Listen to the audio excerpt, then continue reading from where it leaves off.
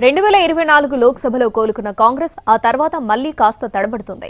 ఇలా ఎందుకు జరుగుతుంది? రాష్ట్రాల్లో పార్టీ బలోపేతానికి తీసుకోవాల్సిన చర్యలేంటి? బీహార్, తమిళనాడు ఎన్నికల్లో అనుసరించాల్సిన వ్యూహాలేంటి? రేపు అహ్మదాబాద్లో జరిగే సమావేశంలో ఈ అంశాలపైనే సీడబ్ల్యూసీ చర్చించబోతుంది.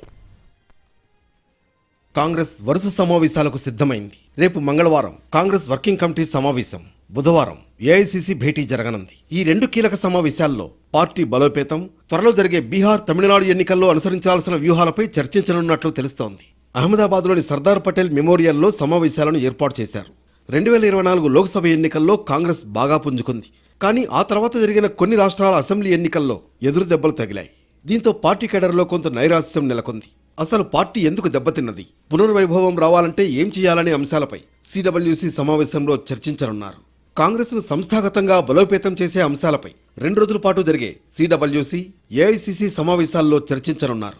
ముఖ్యంగా జిల్లా కాంగ్రెస్ కమిటీల ప్రణాళికలు, రాబోయే ఎన్నికల కోసం పార్టీని సన్నద్ధం చేయడంపై దృష్టి పెట్టే అవకాశం ఉంది. అహ్మదాబాద్లో జరిగే కీలక సమావేశాల్లో రాజకీయ, సంస్థాగత, ఆర్థిక, సామాజిక, అంతర్జాతీయ అంశాలతో కలిపి ఒకే తీర్మానం ఉంటుంది. కేంద్రం అనుసరిస్తున్న విధానాలు, దేశ ఆర్థిక వ్యవస్థ, రైతుల పరిస్థితులు, ఎన్డీఏ ప్రభుత్వంపై అనుసరించాల్సిన విధానాలపై చర్చిస్తారు. అలాగే బీజేపీ, ఆర్ఎస్ఎస్ అనుసరిస్తున్న విధానాలకు వ్యతిరేకంగా ఎలా ముందుకు వెళ్లాలనే అంశంపై చర్చించే అవకాశం ఉంది. ఎన్నికల్లో ఈవీఎంల వాడకాన్ని కాంగ్రెస్ వ్యతిరేకిస్తోంది. అహ్మదాబాద్లో జరిగే సమావేశంలో ఈవీఎంలకు వ్యతిరేకంగా పోరాటాన్ని ఎలా ముందుకు తీసుకువెళ్లాలనే అంశంపై దృష్టి పెట్టే అవకాశం ఉంది.